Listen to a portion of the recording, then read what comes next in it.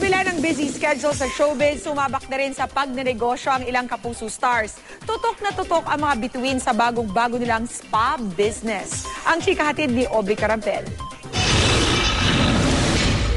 Bukod sa pag-aartista, may bagong negosyong pinagkakaabalahan sina LJ Reyes, Gabby at Jeff Eigenman, Rochelle Pangilinan at Arthur Solinap. Isang spa ang kanilang itinayo sa loob ng isang hotel sa Quezon City. Star-studded ang opening ng kanilang spa business at sina Ding Dong Dantes at Max Collins pa ang endorsers. Hands-on raw sila sa kanilang business. Ang magkasintaang Rochelle at Arthur ngayon, business partners na rin. Siyempre, kasi unang-una first time namin pumasok sa business na talagang hands-on kami.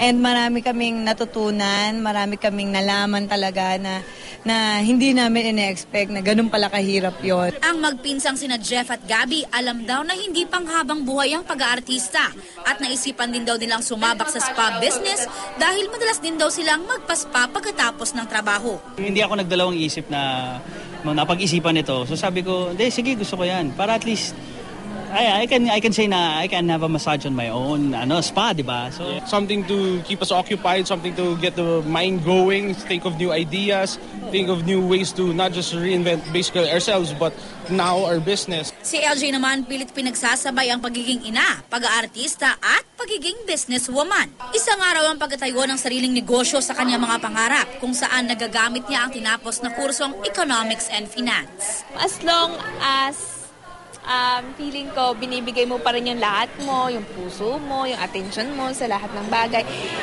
Kakayanin mo yan. Aubrey Carampel, updated sa showbiz happenings.